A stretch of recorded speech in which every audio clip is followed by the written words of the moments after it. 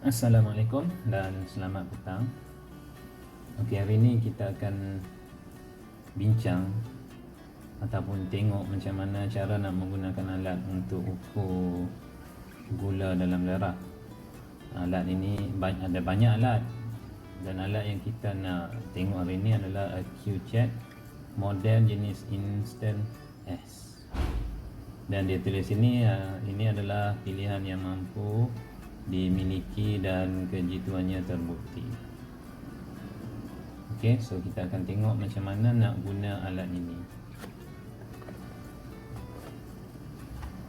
Okey, dalam kotak ini ada diberikan warranty card, dan apabila kita beli dia akan tulis, dan dia akan tulislah tarikh kita beli warranty.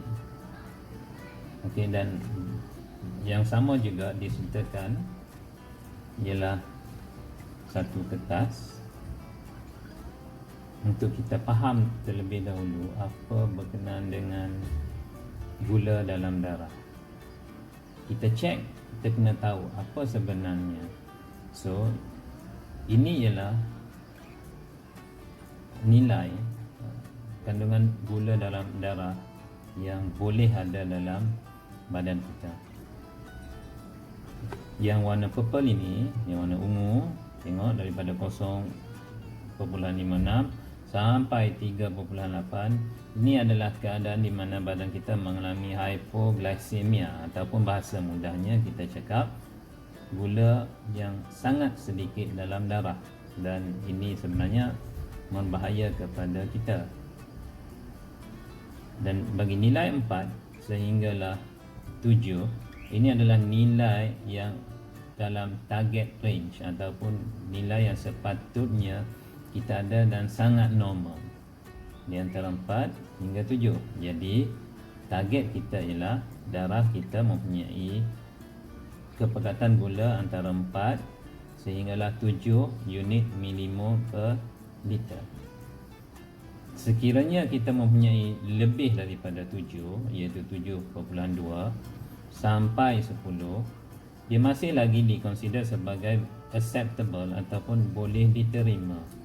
Maksudnya kita masih lagi belum mengidap kencing manis, cuma kita perlu berhati-hati dan terpaksa menjaga makan supaya kandungan kita tidak melebihi 10. Dan sekiranya kandungan gula dalam darah kita melebihi 10 sehinggalah atas, dan di sini dibagi nilai paling tinggi 32, itu menunjukkan gula dalam darah kita sangat banyak, dan pada waktu inilah yang kita katakan kita mengalami kencing manis. Jadi sekarang kita tengok macam mana nak guna alat. Okay, dalam beg ini disertakan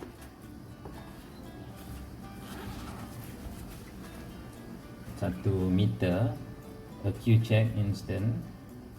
Seperti yang ini meter, ada lubang untuk power ataupun untuk transfer maklumat. Ini untuk masukkan strip untuk cek darah, dan belakang ini adalah untuk kita buka dan untuk tukar bateri. Okey, dan tengok kalau kita nak on, boleh nampak sini itu nilai. Dan nilai yang kita bincang tadi ialah warna hijau. Warna hijau tu maksudnya dalam kita punya normal range. Bawah sini warna merah, atas sini warna biru. Jadi nilai yang kita nak tengok adalah antara hijau atas dengan hijau bawah. Okey, so ini yang saya punya 5.1, purata untuk 30 hari, 5.3. Ini purata untuk 90 hari. Ini berkenaan dengan dia punya komputer. Kemudian disertakan juga ialah alat ini kita panggilnya sebagai strip ataupun jalur untuk membuat bacaan. Nampak bila kita masukkan saja, kita akan melihat komputer ini diaktifkan dan nampak dia suruh masukkan darah. Okey, kita buka dulu. Di sini pula ialah alat yang kita gunakan untuk meletakkan jarum untuk mencucuk tangan. Okey, alat ini boleh dibuka. Tengok di atas ini, kita buka. Okey. Dan bersama dengan apabila kita beli, ada juga dijual apa yang dipanggil sebagai flat lancet. Dan lancet ini sebenarnya adalah jarum. Dan jarum model ini dia menggunakan lancet jenis ini. So model ini instant menggunakan lancet jenis ini. So terdapat banyak lancet. Jadi kalau kita nak beli, pastikan lancet kita sama dengan model yang kita pakai. Okey. So caranya ialah masukkan di sini.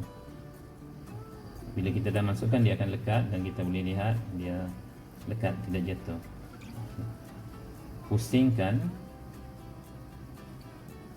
dan tarik untuk kita lepaskan dan kita akan nampak jarum. Sekarang masukkan penutup ke sini. So terlihat di sini ada tempat flat, dan dalam sini pun nampak ada flat. So tujuannya ialah supaya kita masukkan dengan sesuai, dan kita tengok dia boleh masuk terus. Sekiranya anda tersalah masuk macam ini, dia tak boleh masuk. So kita pusing pelan-pelan sampailah dia boleh masuk. Okey, dia sudah masuk dan kita tolak. Okay. Kemudian kita boleh laraskan berapa dalam yang kita mahu untuk dicucuk. Sekiranya kulit tangan kita ni agak tebal, maka laraslah sampai 5.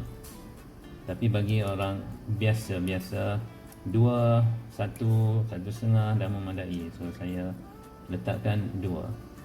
Selepas itu tekankan ini, tengok sini, perhatikan putih, tekan ini dan kita akan nampak warna kuning. Warna kuning menunjukkan bahawa dia telah tersedia untuk digunakan.